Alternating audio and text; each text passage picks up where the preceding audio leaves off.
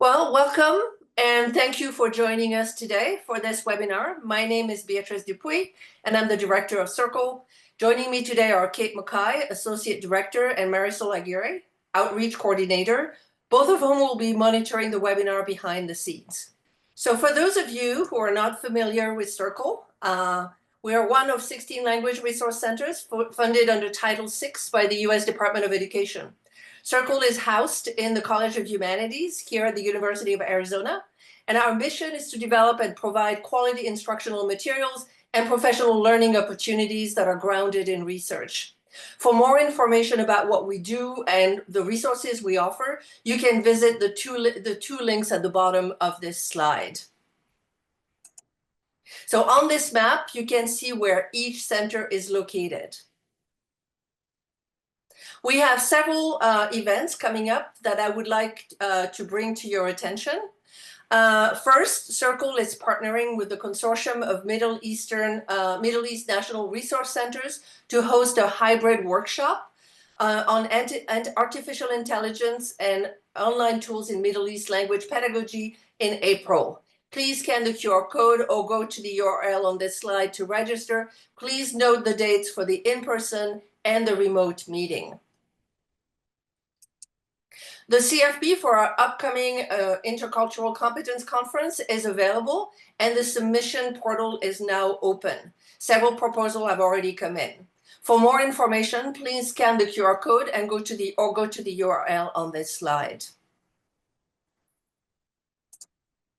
In April, Circle will start a new three-part webinar series titled Transforming Language Teaching Materials from Selection and Adaptation to Creation to Successful Implementation. Our first speaker for this new series will be Dr. Willis Allen, who will talk to us about implementing multiliteracies in textbook-driven curricula. For more information, again, please scan the QR code or go to the URL on this slide. On May 7th, Peter Ecker, Professor of German Studies here at the University of Arizona, will give a webinar on the topic of empowering high school and college students learn and maintain languages for life through courses on multilingualism. This is a NEH-funded project, and for more information, please scan the QR code or go to the URL on this slide. This summer, from June 2nd to June 5th, Kathy Short and her colleagues will lead a 4-day in-person institute here at the University of Arizona for K-8 educators, and they will engage in experiences and books that invite children to immerse themselves in literature about refugee and immigrant experiences. So today's webinar is the last of a three-part series focused on language program development and administration, which is connected to this Routledge handbook that I co-edited with 3 colleagues and which will be published in July. For full details, you can scan the QR code and go to the tiny URL on this slide. Our presenter today is Ana Bocanegra-Valle, who has a chapter in this handbook and has extensive experience in conducting needs analysis in language program. Dr. Ana Bocanegra-Valle is an associate professor at the University of Cádiz in Spain, where she teaches maritime English at both undergraduate and postgraduate levels. Her main research interests include maritime English, ESP and EAP methodology and pedagogy, primarily needs analysis and materials design, and ESP and EAP discourse. She was the editor-in-chief of the ASP journal Iberica for 8 years and is now book review editor for 2 international journals, ESP Today and Spanish Journal of Applied Linguistics. She has published articles and book chapters in prestigious journals and has served as a peer reviewer for several journals in Spain and abroad. She leads the research group Languages Applied to Communication in Academic and Professional Settings at the university and is currently participating in the National R&D+I project, Genre Networks for Science, Communication, and Dissemination Online. Her latest books are Applied Linguistics and Knowledge Transfer, Employability, Internationalization, and Social Challenges, published by Peter Lang, and Ethnographics of Academic Writing, Theory, Methods, and Interpretation, which was published by John Benjamins. and is also the winner of the 9th edition of the Enrique Alcaraz Research Award, conferred by the European Association of Languages for specific purposes. So without further ado, Ana, the floor is yours. Well, many thanks, Professor Dupuy, for your warm presentation, and many thanks to Circle for their kind invitation to join this webinar series on current directions in post-secondary language program administration. My gratitude also goes to Karen McKay and Marisol Aguirre for their support behind the scenes. And I'm delighted to be here today and excited to see that we have attendees from so many parts of the world, which indicates that needs analysis for language learning programs is a topic that truly raises global concern and interest. Before we, something wrong here. Okay. Right. Okay. So before we dive into our topic, allow me to first show you where I am talking you from. I'm talking to you from the University of Cádiz in Spain. As you know, Spain is located in the southwest of Europe, and Cádiz is situated on the southwestern coast of the country, not far from our neighbor country, Portugal, and not far from another continent, Africa. As you can see, Cádiz is pretty close to the north of Africa. In today's session, we will define key concepts related to needs analysis and needs. We will explore the historical development of needs and needs analysis in language education. We'll identify and sequence the key stages of a needs analysis. We'll evaluate various needs analysis data collection methods and tools. We'll recognize the informants and sources that contribute to a needs analysis, and we will assess the role of stakeholders' perspectives in conducting an efficient needs analysis. We will also compare findings from relevant needs analysis studies in current literature. We'll understand the impact of needs analysis upon language programs, and I hope that eventually we will be able to explain the importance of needs analysis in designing successful language programs. Even though I have based my talk on several references, which I will share with you at the end of this webinar, 3 of them have been particularly useful and essential in preparing these presentations. These are 2 chapters on needs analysis for curriculum design, published in the Routledge Handbook of English for Academic Purposes, one published in 2016, and an updated version in a 2nd edition that will be published sometime next year. Particularly important has been my chapter titled Needs Analysis for Language Program Development and Administration, that you can see in bold on the slide. And this chapter is about to come out in the Routledge Handbook of Language Program Development and Administration. And as you know, is at the core of this Circle free webinar series. So this is an overview of my talk. First, I'll begin with I'll introduce key concepts related to needs and needs analysis. Next, we'll learn how the concept of needs analysis has evolved over the years. In section 3, I'll discuss the stages and steps for an effective needs analysis. Next, we'll discuss some studies from current literature that provide us with interesting lessons about needs analysis. And we'll finish with a recap section summing up the main takeaways of this talk. Okay, I'll share with you 3 definitions of needs analysis. These definitions are in chronological order. We can read here for Brown 2016, needs analysis is the systematic collection and analysis of all subjective and objective information necessary to define and validate defensible curriculum purposes that satisfy the language learning requirements of students within the context of particular institutions that influence the learning and teaching situation. For Woodrow, 2018, needs analysis is the first step in the course design cycle and refers to the systematic analysis of what learners need in order to operate in the target communicative situation. For Bastugman, 2025, a recent publication, needs analysis plays a central role in the development, revision, and evaluation of courses and instructional materials. It is the basis for curriculum development, either in terms of devising a new curriculum or in evaluating and revising a present curriculum. Needs analysis is a process that involves the collection and evaluation of information. So from these three definitions, we can conclude that, firstly, needs analysis is a process involving the collection and analysis of data. This process is highlighted in yellow in the definitions, and in white highlight, we can see that needs analysis is closely related to the design, development, revision, and evaluation of a language program. Okay, so we have that these three definitions have these two issues in common.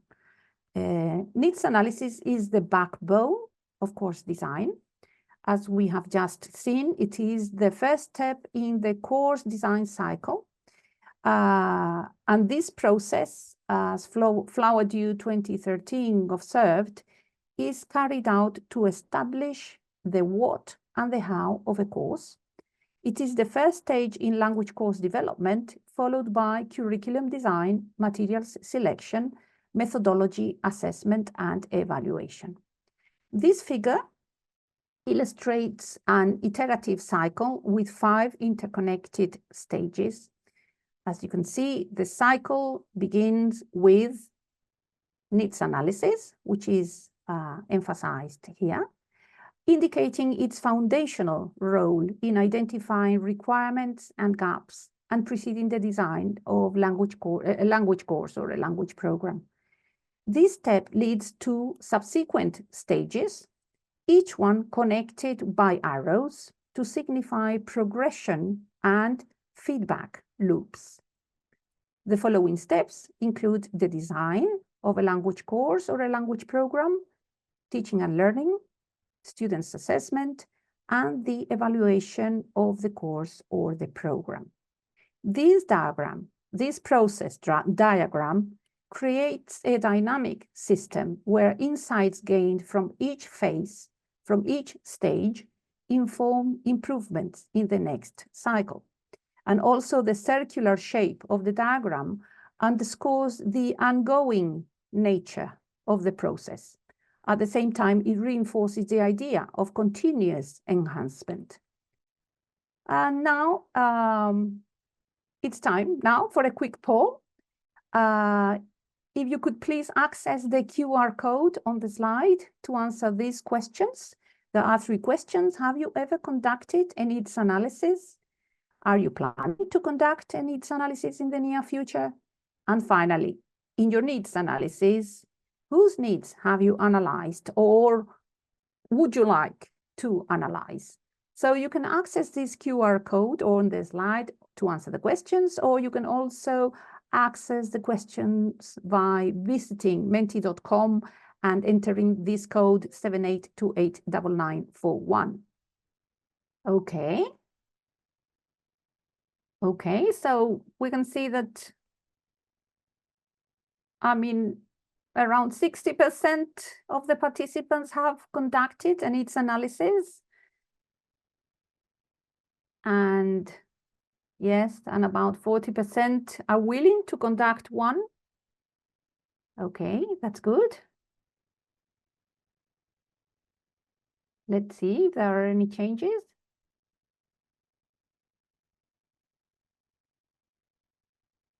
Okay. So, yes, the proportions are more or less the same. There's not much difference. There's a slightly, I mean, still there are a lot of people who have never done or who have never conducted any needs analysis. Okay. Okay, let's see. What about the second question? Are you planning to conduct a needs analysis in the near future? Perhaps. Yes. One, okay. The majority would like to conduct a needs analysis in the future. Okay. I guess that some people are having doubts about whether to conduct it or not. I wonder whether that depends on the purpose of their analysis, the target, if perhaps they need help, perhaps they do not know how to conduct a needs analysis. If that is the case, I really hope that this webinar helps you to decide and gives you some practical tips to conduct a needs analysis in the future. Okay, so most participants intend to conduct a needs analysis in the near future. Okay, that's good. What about question 3? Let's see. In your needs analysis, whose needs have you analyzed, or would you like to analyze? Okay, perhaps I'm being too quick. Okay, let's wait. You can analyze students' needs. You can analyze teachers' needs, both. Okay, you don't have to analyze one group, the needs of just one group of participants in the teaching learning process. You can also analyze the needs of professionals, the needs that professionals have at the workplace, for instance. You can also analyze the needs of content teacher when when reading or writing in English, for instance. You can also analyze the needs of language program administrators. Okay, so, right, I see that most participants are interested mostly in analyzing the needs of students. Okay, that's quite common. All right. And I am wondering if you would be willing to analyze the needs of 2 or 3 groups at the same time, or just individually. Okay, parental needs. Okay, that's very nice. Yes, that's a nice suggestion. That would go, that would relate to, I mean, would other needs. Okay, that would be an example of other needs, parental needs, as a participant has just suggested in the chat. Okay, thank you. Somebody else would like to add something to this? Bilingual homes have parental needs as well. Okay, yes. But I mean, we are talking about language programs. Pre-service teachers, yes, exactly. So when we refer to teacher needs, we can analyze pre-service teacher needs or in-service teacher needs as well. We can also analyze the needs of an institution, exactly. Yes, the needs of an organization, why not? Okay, the needs of clients at the workplace. Very good suggestions, yes. Okay, right. Now, I think we can community-based needs analysis. That's another possibility. We are going to talk about all these possibilities now in our webinar. Okay, I think that we should, now we have a broad idea of the types, of the type of needs that we can analyze. Let's go back to our presentation, shall we?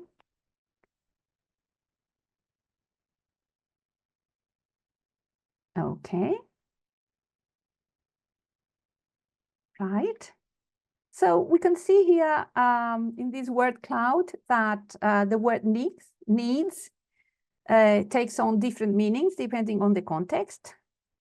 We can talk about demands, motivations, requirements, lacks, expectations, necessities, concerns, wishes, gains, goals.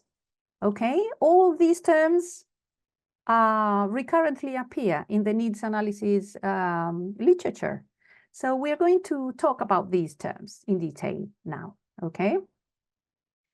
First, we need to distinguish between what the learner needs in order to learn, that is, learning needs, and what the learner needs to know in a target situation, that is, target needs.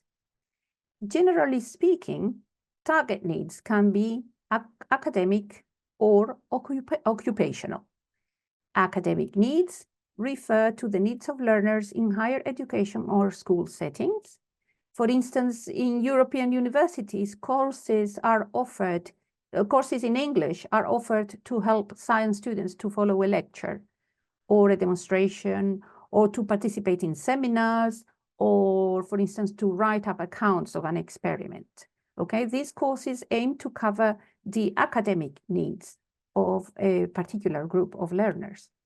On the other hand, occupational needs refer to the needs of learners in an occupational setting or in the workplace, like a hospital or a travel agency or a factory.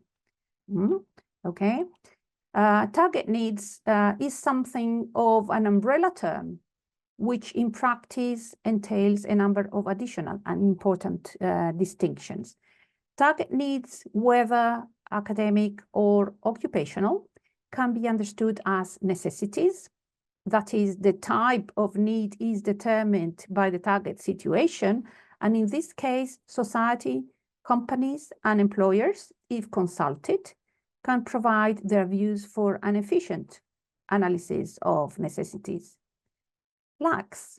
We need to know what the learner knows already so that we can decide what the learner lacks. Here, teachers can provide insightful clues for needs analysis. And finally, wants. Learners will also have a view as to what their needs as learners are.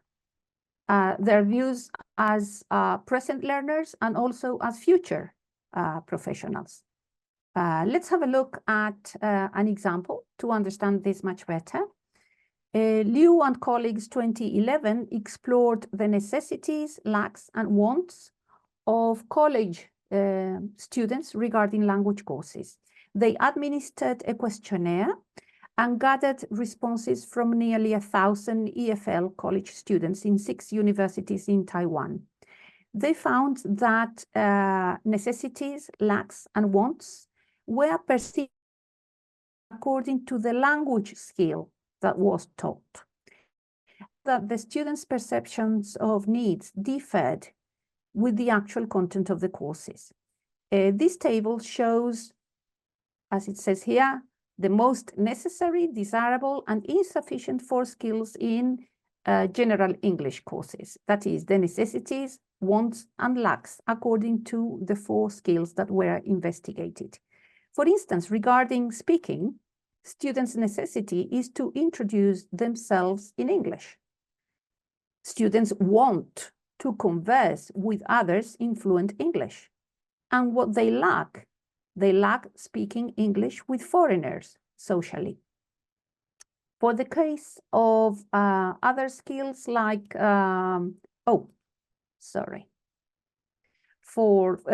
for instance, listening, okay? Students have the same necessity and want. That is, that is to listen to daily English conversations. Okay, they have the same necessity and want, but they have a different lack because they lack listening to English news. Okay, right. Needs can be considered at 3 different levels: the micro, the meso, and the macro levels. Following Robinson, 1991, and Huta and colleagues 2013, micro-level needs are those that emerge from the individual learner. For instance, in the case of a language course for occupational purposes, a micro-level need would be, I need to be more confident with visitors. The wider context of the workplace or the educational institution is considered at the meso level. A need here would be our company needs to accommodate our Japanese business partners. This needs connects with those outcomes that are deemed desirable or necessary to an organization. Okay, somebody in the chat before when we were doing this Mentimeter suggested some meso level needs. Okay. And finally, on a more abstract, well-trained employees with good English skills because we rely on exports. So this example is concerned with needs at the level of language policies and planning. And last, needs may be subjective or felt. They are subjective or felt when they are expressed by the learners, but they can also be objective and perceived when they are voiced by other stakeholders different from learners, like teachers, language teachers, content teachers, course designers, program administrators, institutions, organization, etc. The second section of my talk will discuss how needs analysis has evolved over the years. Okay. Needs analysis is a complex process that comprises 6 interrelated sub-analyses. Rather than following a sequential timeline where one analysis replaces another, these sub-analyses overlap and contribute to different aspects of the overall framework.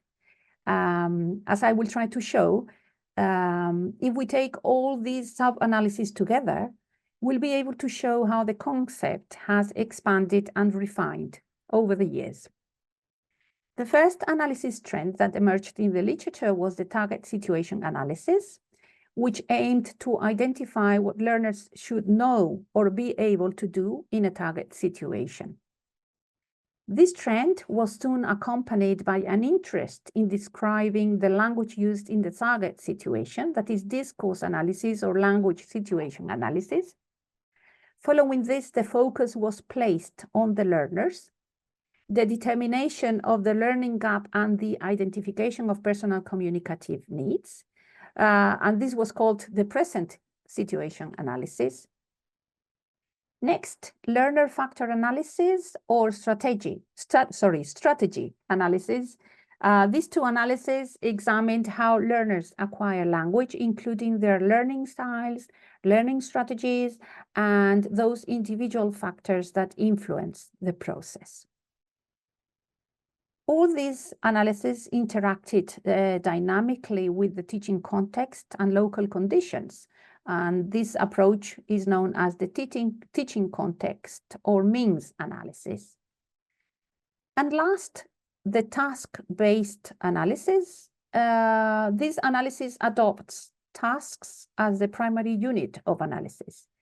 Learners use the language in terms of the target tasks that they have to perform, rather than on the language that is used to perform those target tasks. And today, according to Flowerdew 2013, the latest challenges to traditional needs analysis are posed by ethnographic and critical-oriented analysis. And to these two, I would also add the potential contribution of a corpus-based approach to needs analysis. The most recent needs analysis trend, that is task-based analysis, and the suggested future direction approaches have also been referred to as second-generation analysis. Second-generation analysis in contrast with the preceding approaches or first-generation analysis. And now let's move on to discuss how to conduct an effective needs analysis. That is our section 3. Needs analysis is an iterative process that demands careful planning, and it is a process that progresses through 5 stages. These 5 stages are acknowledgement, planning, development, application, and reassessment. We are going to see all these stages in detail now. First of all, we have to become aware that a needs analysis is necessary for the design of our course, for its refinement, for its evaluation.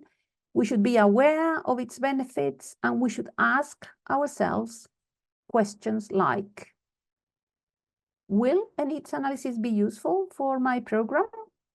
Whose needs should I analyze? Can a needs analysis be conducted in my educational setting? And when and how will this analysis be conducted? And are teachers, are administrators, is the educational context ready to face the changes that may arise as a result of the needs analysis? Okay, so we should envisage clear responses to all these questions. Next, we should get ready to do our needs analysis. This is the planning stage. First of all, we should establish the purposes of our analysis. That is, what do we want? Do we want to devise a new program from scratch? Do we want to enhance an existing program? Do we want to update our teaching materials? Do we want to change our teaching methodologies? Do we want to incorporate and respond to new language policies? Why do we want to do? What do we want to do? Why do we want to conduct a needs analysis? Okay. The purposes for conducting a needs analysis can be very, very varied, and they will differ in each context. I would like to share with you now a short video in which a language teacher at a Spanish university explains in what ways needs analysis relates to her everyday teaching practice. This video is part of an online course for LSP teacher professional development co-funded by the European Union and is reproduced in this webinar with permission. So let's watch this video now. Hi, my name is Laura Fielden. I'm coming to you from Extremadura, Spain, where I teach at the University of Extremadura in the bilingual undergraduate degree in primary education. So I work with pre-service teachers who want to go into primary education as English teachers. In terms of needs analysis, I tend to look at 3 different areas. The first one is from a professional field perspective, where I look at the expectations that the field of education has for my future primary school English teachers. So I look at national and regional legislation surrounding curriculum, the areas they're meant to cover for English teaching, vocabulary sets that they need to know, etc. I also look at current English language textbooks for the primary school levels and see again what sort of vocabulary they're expected to know, the level they're expected to have, etc. And that's going to include how to think about their future public in terms of their primary school students and the sorts of different vocabulary sets or levels they would use at each point in primary school education. Secondly, I look at this from the student perspective, where I ask my students to envision what sort of things they would do in their future primary school classroom as English teachers, the sorts of routines that they would have every day, such as checking the roll, putting the date up on the board, doing morning assembly, etc. And we talk about what sort of vocabulary they would need and phrases and level they would need to do those sorts of routines. I also ask them to think about what they might do more exceptionally, like projects. We talk about the sort of language you would need for different types of learning, like project-based learning, the phases they go through there, or flipped classrooms, etc. And this is going to include as well special holidays, Christmas, Easter, that they might do in their primary school classrooms and would need certain language for. And then finally, in the student perspective, I also asked them to think about how they would like to interact with their future primary school students informally, the sorts of conversations they see themselves having, how was your weekend, those sorts of things, and what sort of language they would need to have that sort of informal talk with their future students. Finally, in the third area, I talked to active professionals in the field. So I might talk to other teachers in our undergraduate degree program, but I also talk to active primary school teachers who are teaching in English right now to get an idea of kind of the day-to-day expectations that are held for them as English teachers. And in particular, I also talk to them about my students when they go in for their second and fourth year practicums and the sorts of things they see that we need to work on so that these students improve for their future work in language classrooms as primary school teachers. So I hope that's been helpful, and thank you. Right. So we've listened to Professor Laura Filton from the University of Extremadura. She has explained the purposes of her needs analysis, the needs analysis she conducts with her students, and the way she does this. And she looks into the expectations that the field of education has. And for that purpose, she uses policy documents, she uses textbooks. Okay, she also wants to delve into what sort of things her students would do in their primary school classrooms, and what sort of language they would need. I mean, students would need as primary teachers to talk to their future students, etc. Okay, so as you can see, the purposes of the needs analysis can be very, very varied, and they will be different in each context. Okay, so once the purpose of our analysis has been established, we should consult previous analysis and research studies, and also we should identify the most convenient stakeholders and sources of information. For instance, Professor Filton has just said that she consulted policy documents and textbooks, besides asking students directly. Okay, so we need to identify whose needs we want to define. If we want to investigate learners' needs, teachers' needs, program administrators' needs, whoever needs. We also need to identify who conducts the needs analysis, if language teachers, if program administrators. And next, we need to identify who will be the informants in this process. Here, we need to know that the needs analysis can be informed by primary stakeholders, secondary stakeholders, third level stakeholders, and also use a number of sources of information. But who and what are these exactly? Primary stakeholders are, as we can see on the slide, present students, graduates, master, doctoral students, former students, and also language teachers. This group of secondary stakeholders comprises language program administrators, faculty, content teachers, domain experts, educational authorities. In the group of tertiary stakeholders, we can find employers, professionals, government administrators, representatives from companies, industries, etc. And finally, we can rely on diverse sources. We can rely on publications, articles, chapters, needs analysis studies that have been published. We can also rely on unpublished literature. We can use institutional papers, working papers, language policy plans, pedagogical artifacts like core syllabi or textbooks and other types of teaching and learning materials that we use in our courses or that we can use in our courses. Okay. Initially, needs analysis was conducted solely with learners.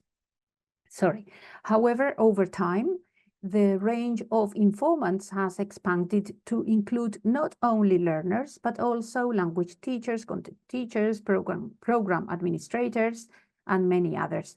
In this example, G 2021, well, we can see a needs analysis in which there are three groups of informants, okay? This author surveyed 70 students, 12 human resources managers, 20 administrators in government units.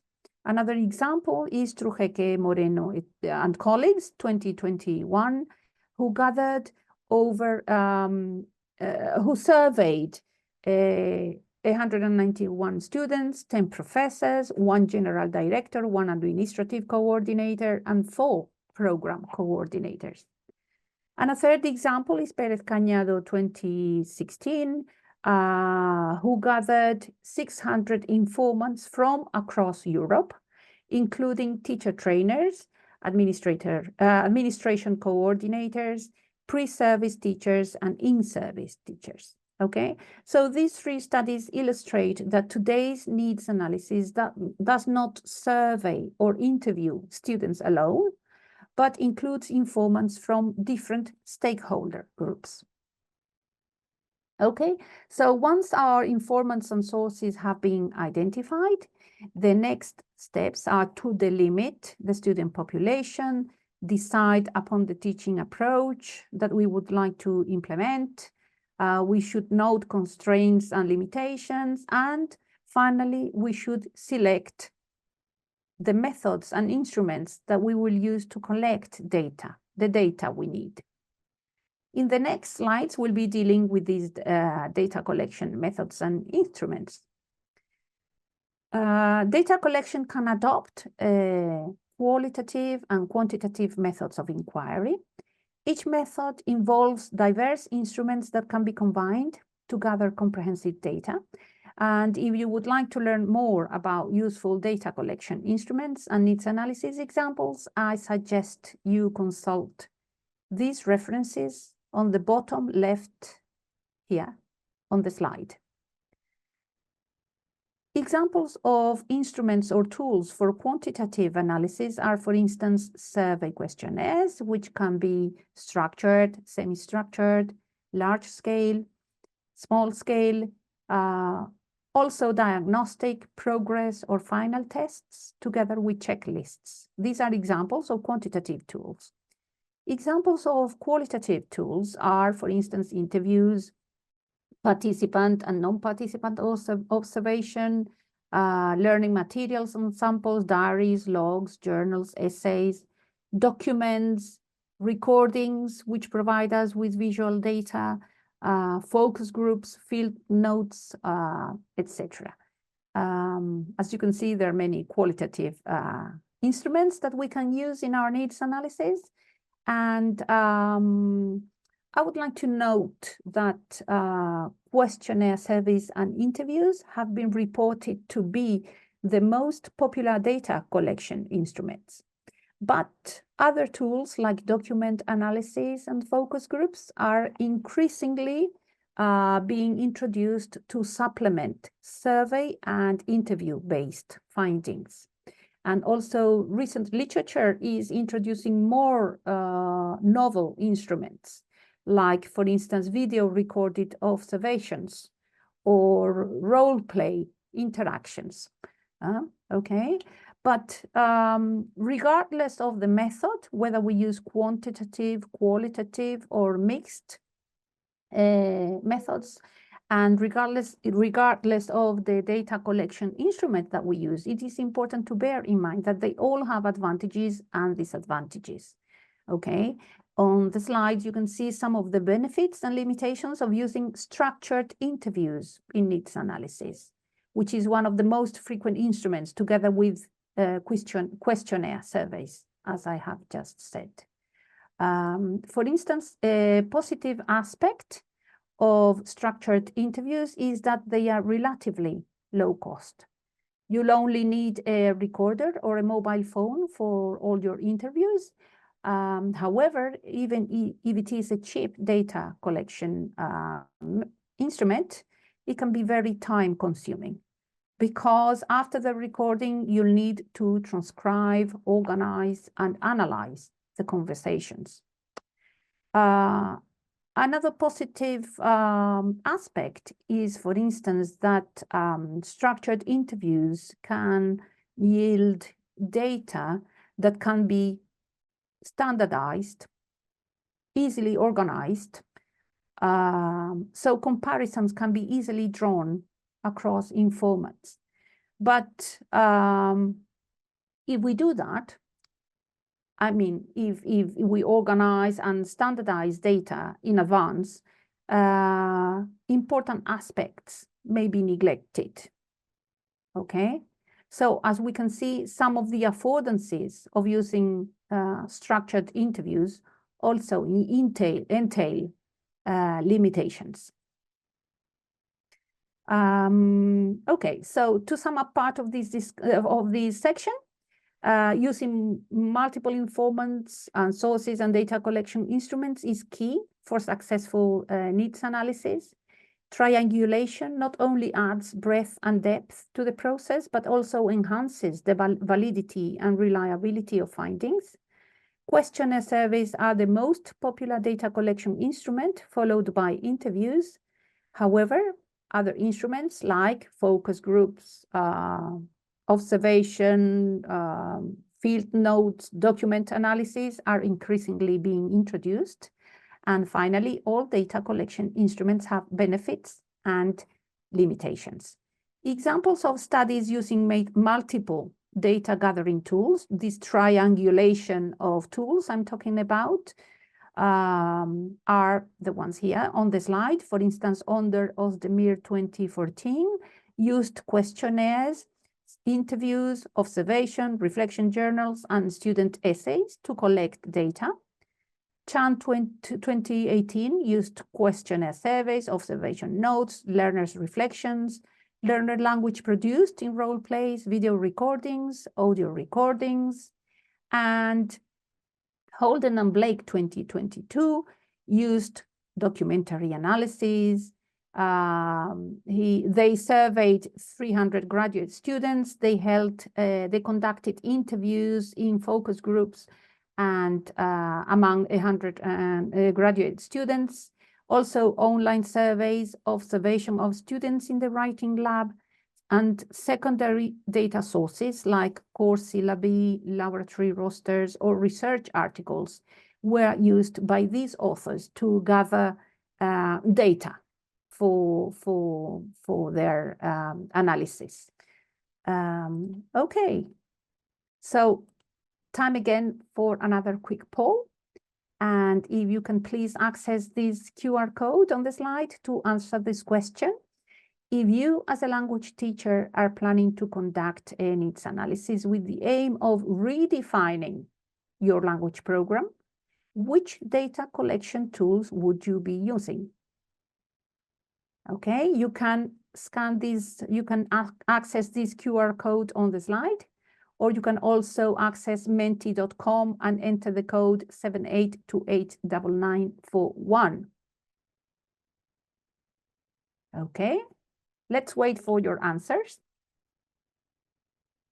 Now that you have learned about the different data collection instruments that are available for us to conduct a needs analysis, which one would you like to use or would you be using? Would you be using questionnaires? Would you be using interviews? Would you be using, okay, questionnaires and interviews, okay, surveys. We said that they are the most frequent data collection tools.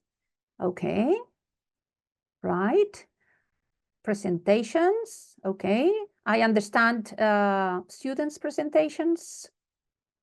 Okay.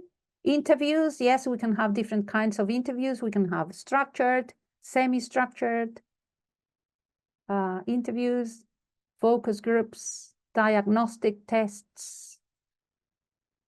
Okay, Google Forms. I guess Google Form is to collect quantitative data.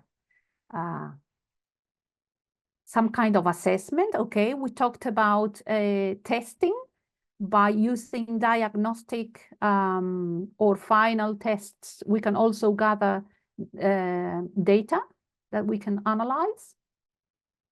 Okay, we are getting a lot of answers. Observations. Okay, that's interesting. Observing students in class, observing teachers as well. That's good. Language policies, okay, that is a type of document analysis.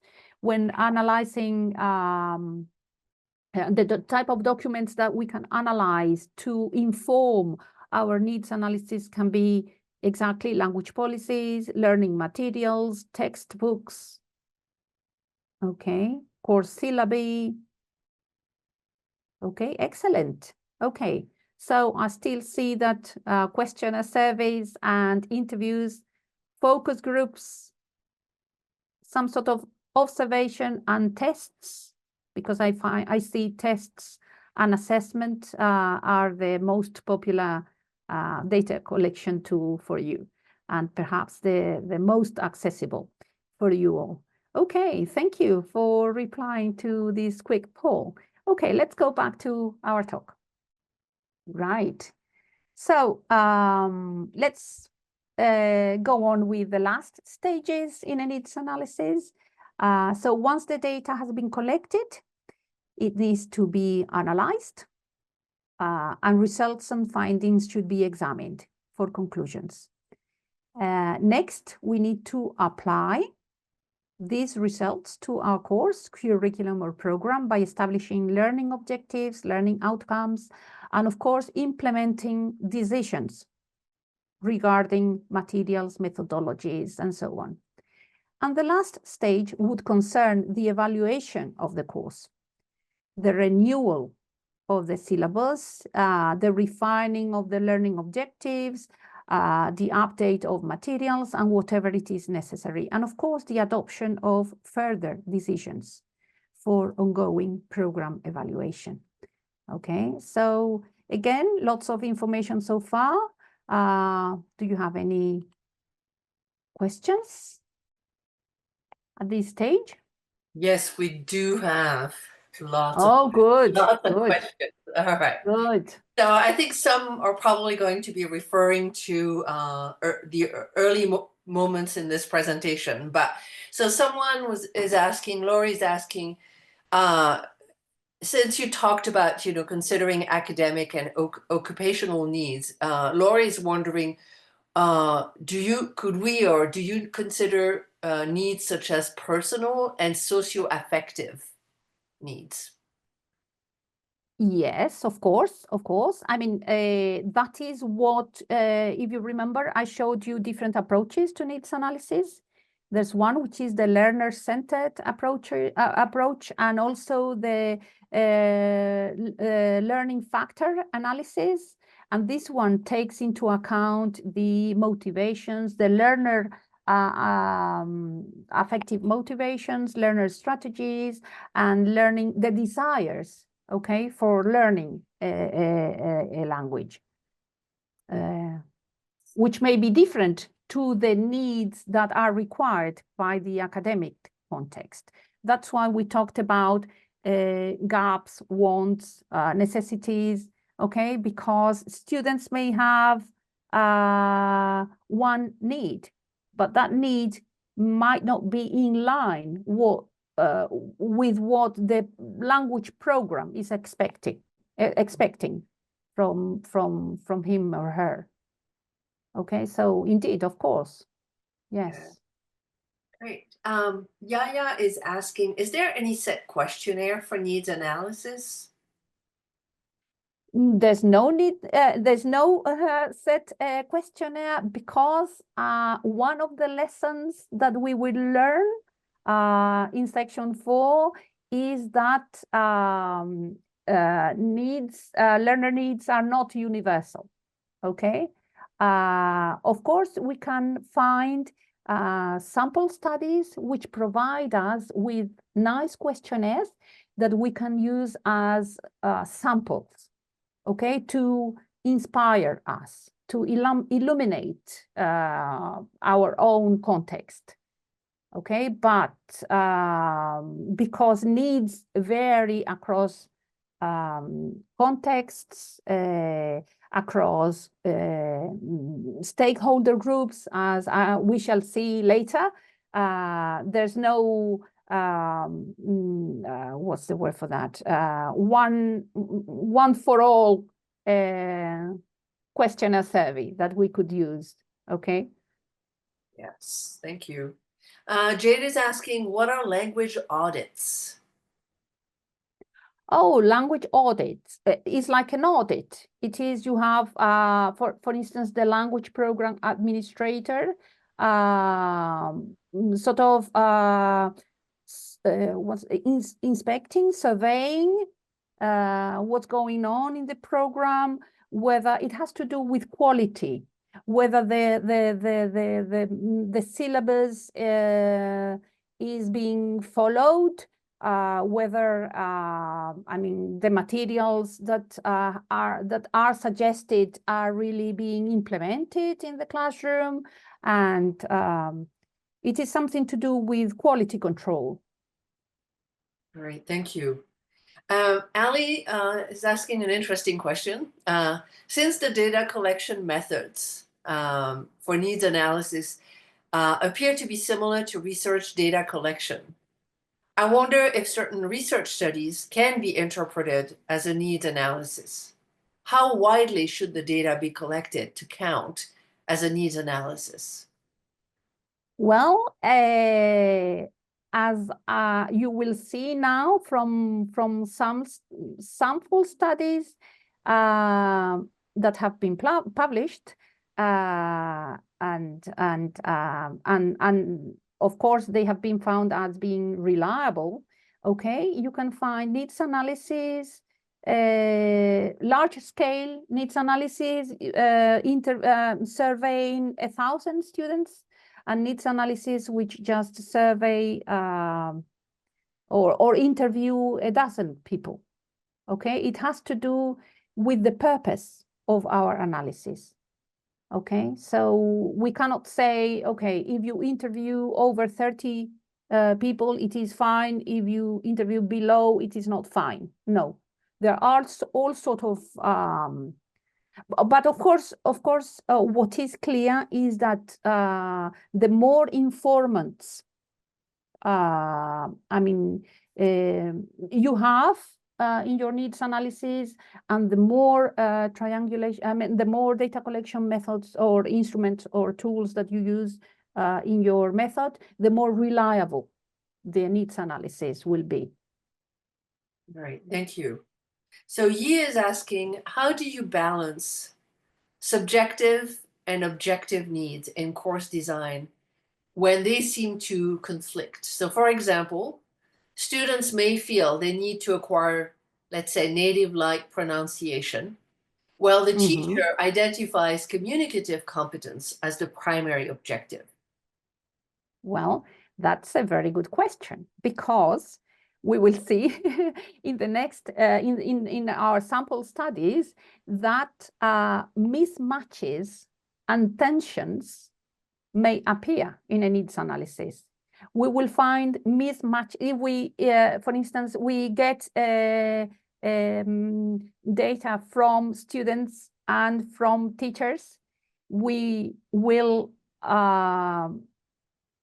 see that in some cases that students voice some needs, and teachers believe that students' needs are different. So we will see that that is something that frequently occurs.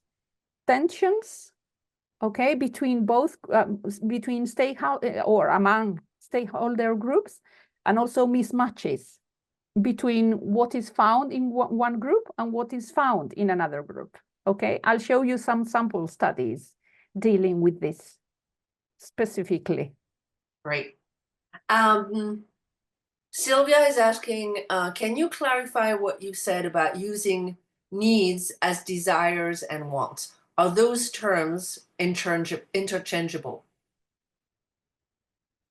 Yes, yes, yes. Desires is a term that pops up in the literature, okay? Although the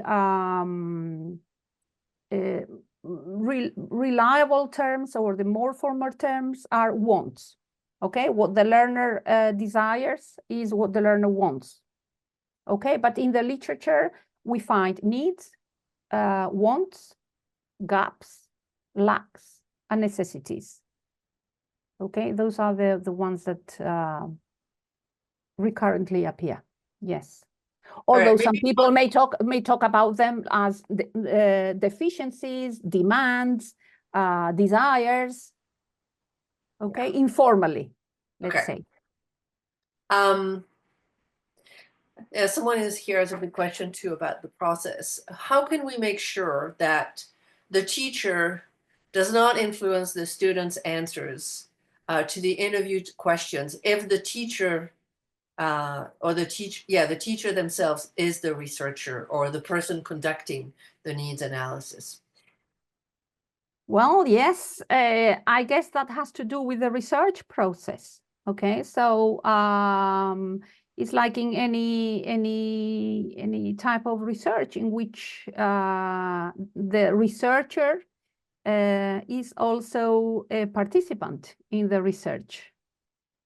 Okay, so it is like in any research process. We should ask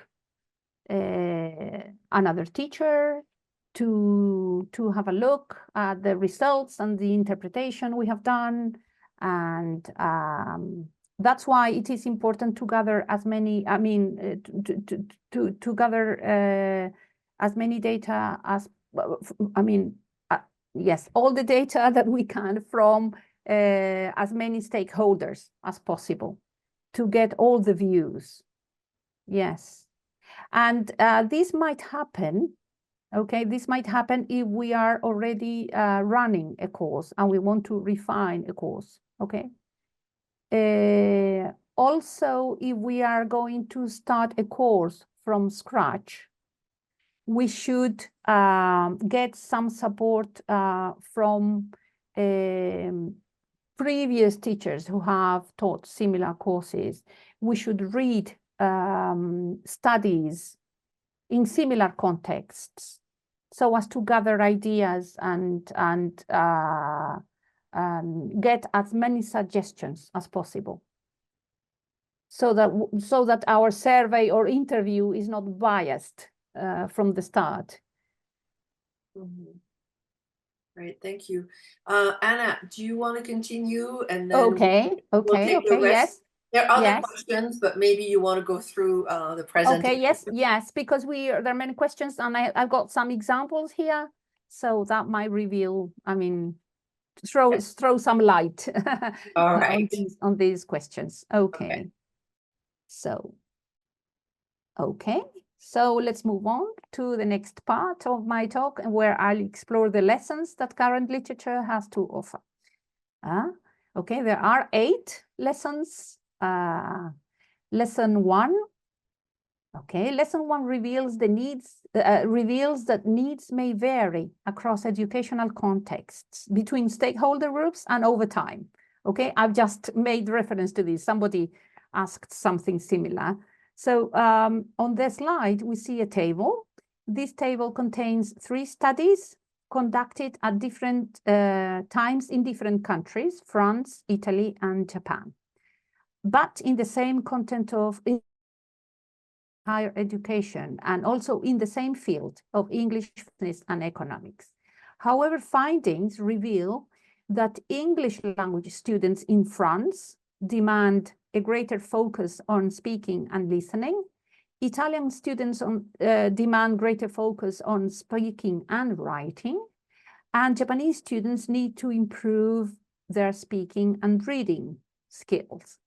Therefore, these studies indicate that not all higher education students attending courses in English for Business and Economics share the same needs, okay?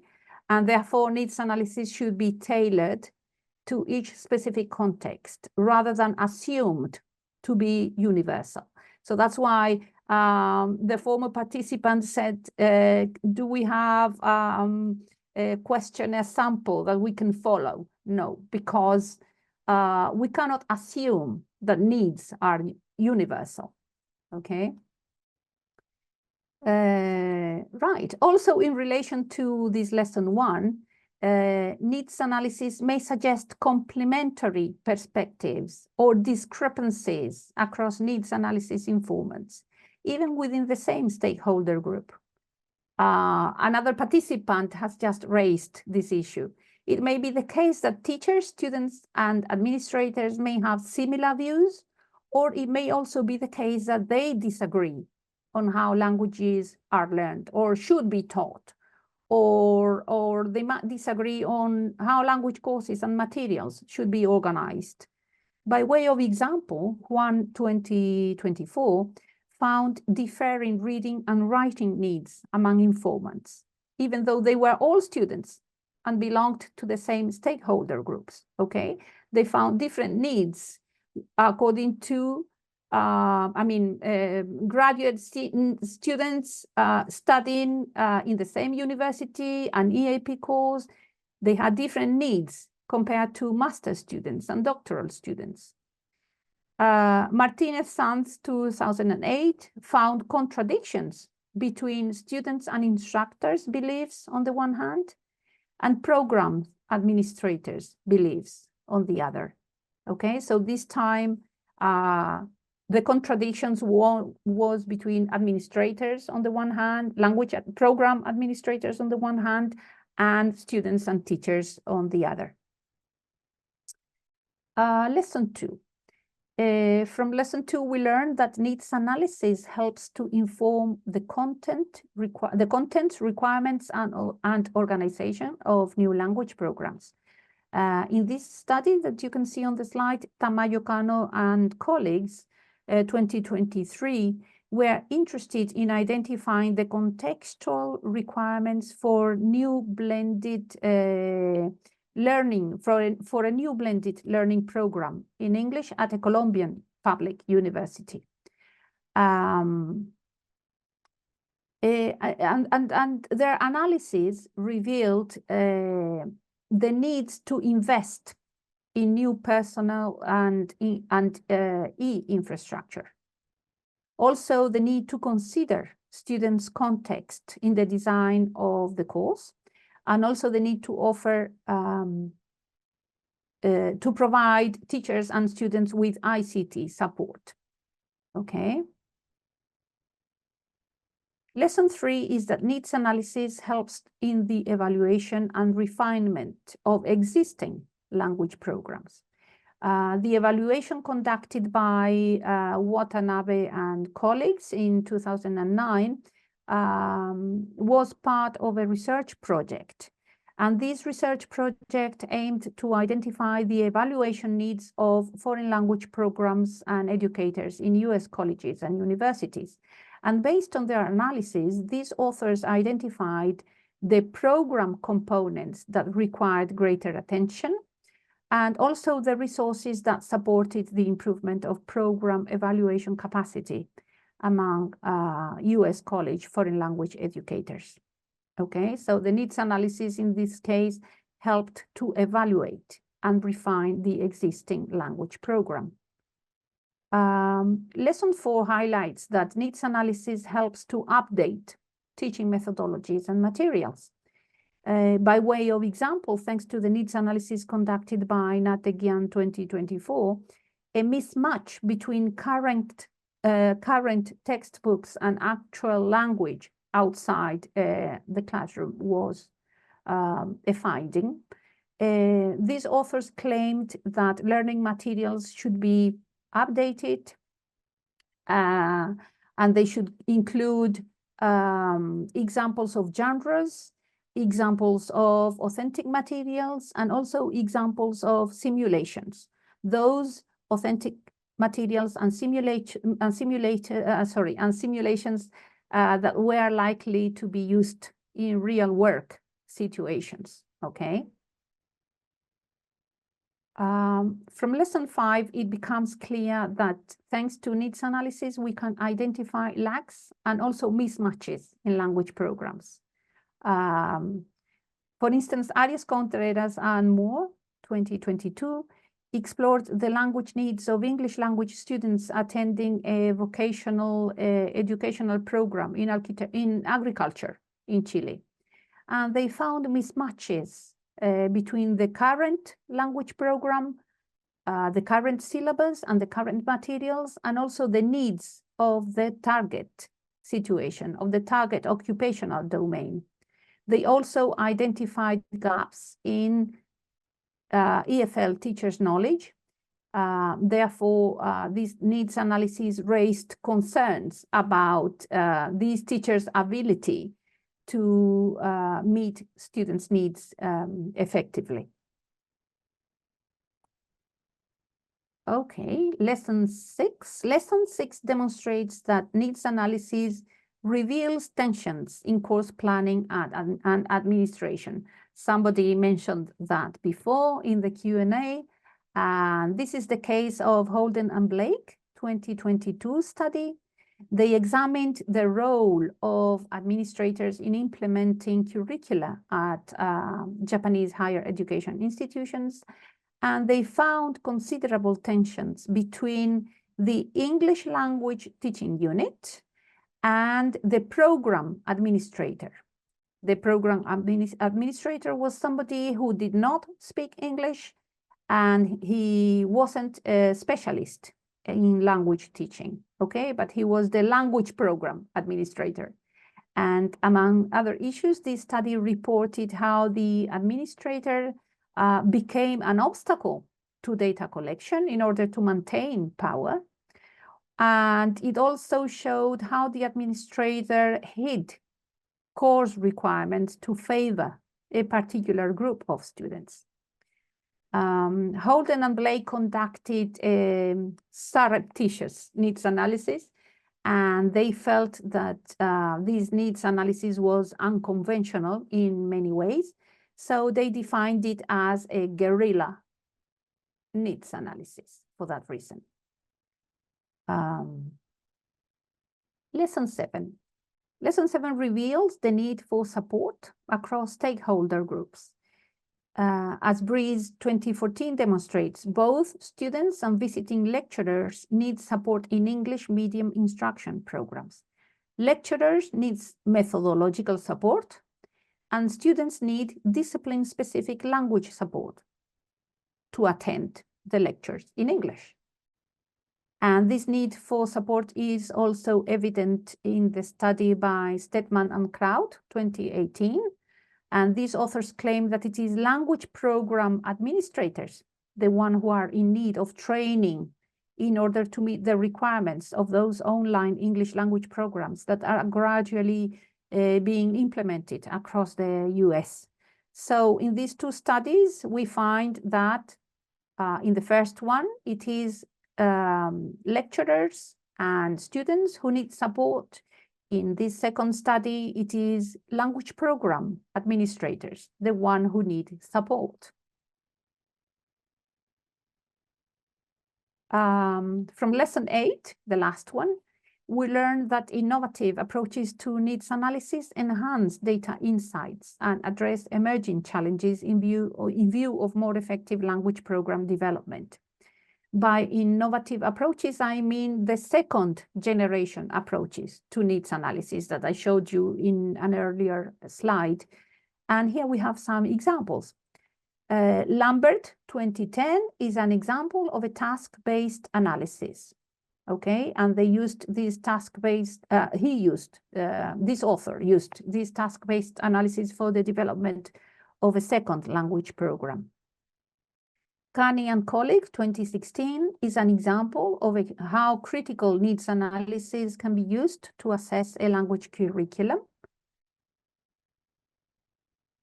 Staples 2019 illustrates a corpus-based approach to needs analysis, because this author used this approach, this corpus-based approach to create course materials for a pronunciation course. And this pronunciation course was aimed at internationally educated nurses. And last, Juan and you, this study serves as an excellent example of how needs analysis can be conducted using an ethnographic approach. Okay, on this slide. So these are examples of the second generation analysis I told you about before. Okay, so we've reached the final section of this webinar, where I'll share some key takeaways from our discussion. In needs analysis, it is fundamental to establish the why, what, who, where, when, and how. Why are we going to conduct a needs analysis? Probably because we need to design a new course, we need to refine an existing course, we need to update our materials, we need to update our methodologies. Perhaps we need to gain insights into communicative needs at the workplace. What are we going to explore? Are we going to explore learning needs, teacher needs? Are we going to explore administrator needs, lacks, wants, target needs? Next, who are we going to ask? Who will be the informants in our analysis? Will they be students, language teachers, content teachers, professionals, administrators? Are we going to use published sources? Are we going to use learning materials? Are we going to use policy documents? Where will this analysis, where will our analysis take place? In what educational context? When will we conduct the needs analysis? Before the course, during the course, once the course has finished? And finally, how are we going to investigate needs? What methods and instruments are we going to use? Are we going to use quantitative methods, qualitative methods? What instruments, mixed methods? Are we going to conduct a large-scale analysis with a lot of students and a lot of teachers? How are we going to investigate these needs? And to recap, in this webinar, it has become clear that needs analysis plays a foundational role in the design and development of successful language programs. It has also become clear that needs analysis is a cyclical process comprising interdependent and overlapping activities. We know now that needs entail gaps, lacks, wants, expectations, motivations. We also know that there are first-generation approaches and there are second-generation approaches to needs analysis. Among these second generation approaches,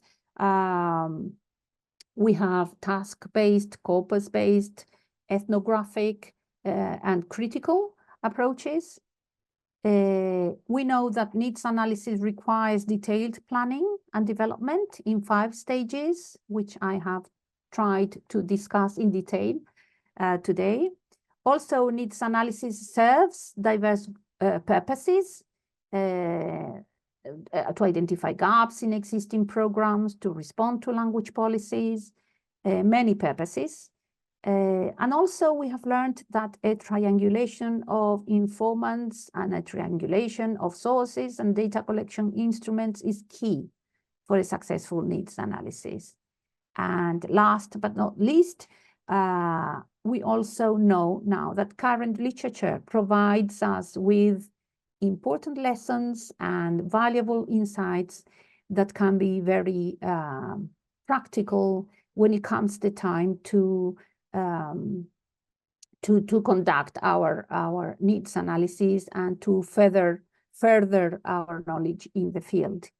And here you have a list of some of the references I have used to prepare this talk, even though, as I said in the very beginning, I have mainly I have used 3 of my chapters mainly, but here you have all the references I have cited throughout my talk. And I can just say thank you for your attention. And of course, I'm willing to hear your comments, your suggestions, and if you have further questions, okay, I will be happy to answer them. Yeah, so thank you, Anna, for this really great webinar, very informative. We're very well presented, very clear. We have some questions. So I'm going to combine one from Noor and one from Yaya. They're talking about their teaching context where there is a national syllabus and national guidelines for implementation. And both are wondering, in that kind of context, is there still a need to conduct need analysis? And if yes, what could be the advantage, or what could they learn from doing a needs analysis when things are pretty much set? Well, what it is, as far as I understand, what it is set is the learning target. Mm-hmm. Okay, but what about the learner's real needs in relation to that learning target? Okay, we know that they need to learn, for instance, to, I don't know, listen to, understand English news, okay?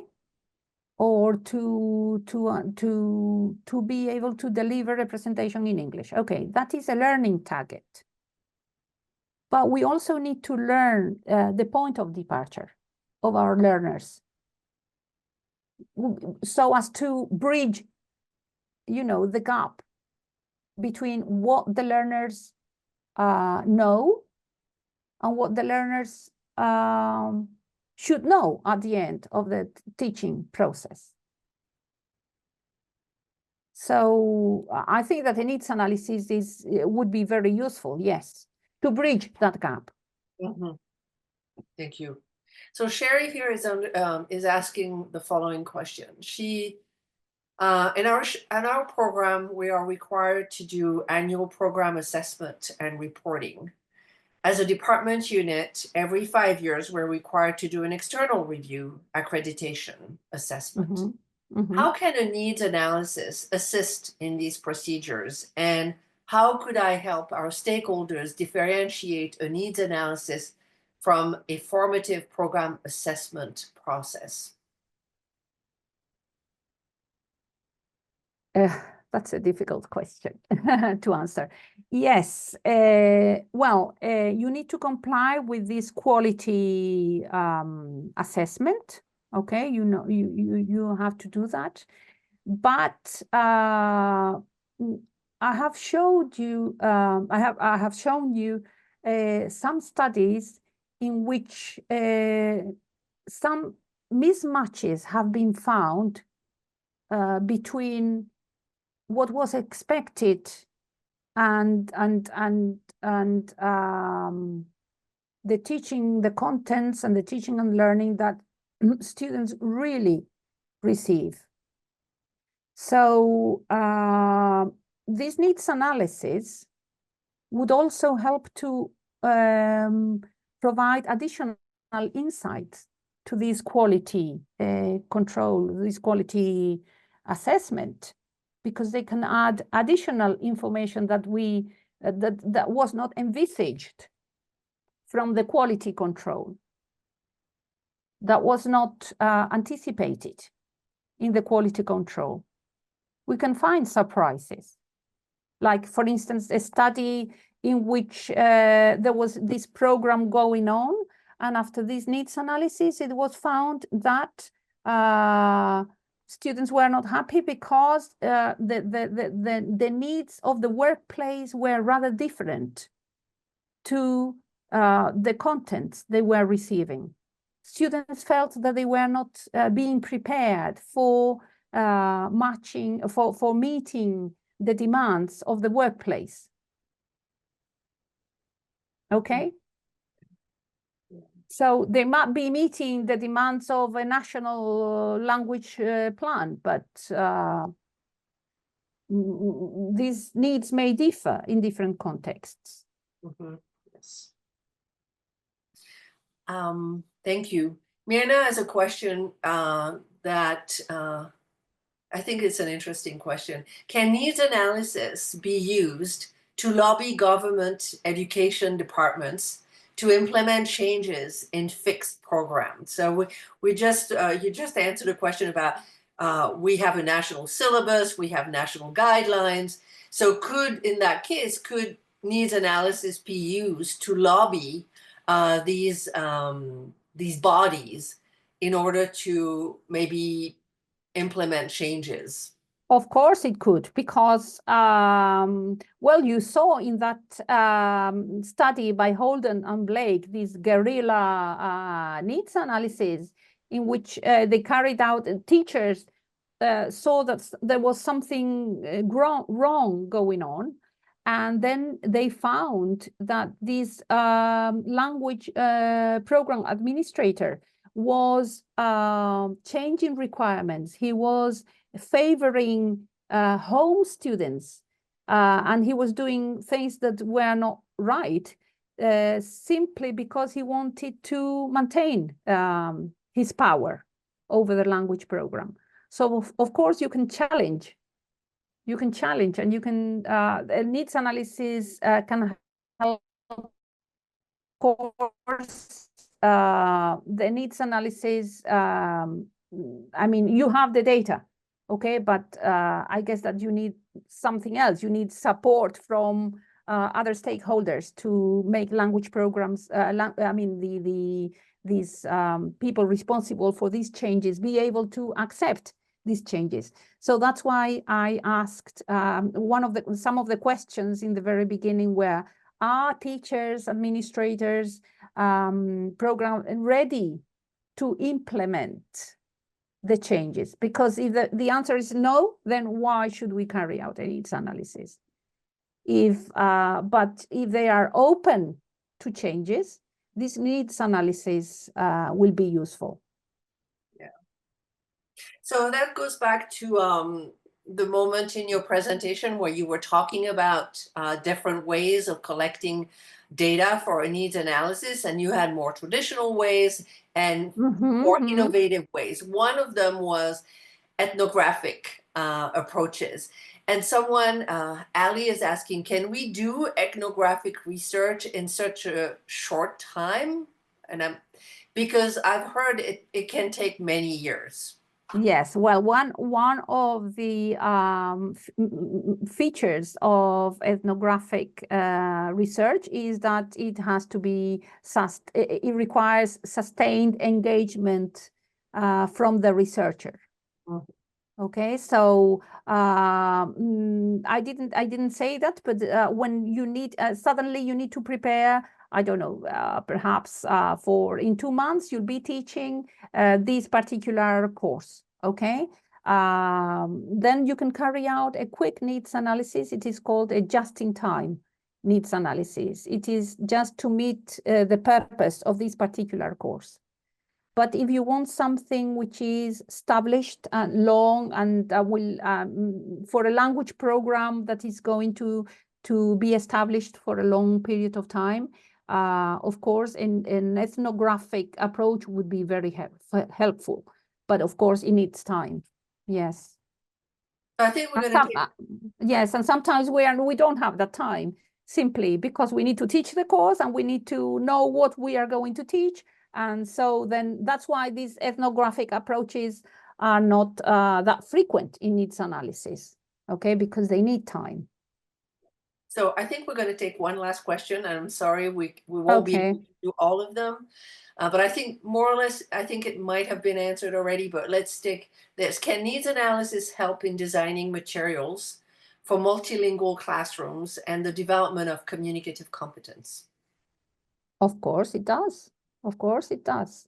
And in that example, which was, I think I've shown you some studies, for instance, the corpus-based materials, they got, or the one about the nurses, they gathered the language used by interviewing and observing nurses at work. They gathered the language that they used, and with that they developed, the researchers developed specific materials to meet the needs of these nurses, and to with contents regarding the specific language that these nurses really, actually use in their hospital encounters, let's say. All right, so I think we're going to stop here because we're already 5 minutes over. Clearly, this has been a very interesting topics to Thank you. participants. As you can see, Anna, in the chat, many thanks coming. Thank you. And thank you everyone who attended, and thank you for some great questions.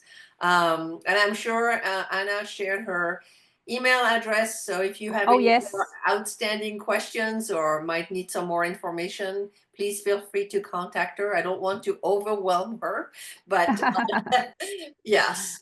Thank you so much, everybody. Okay, thank you. Thank you. Bye. Bye. Bye.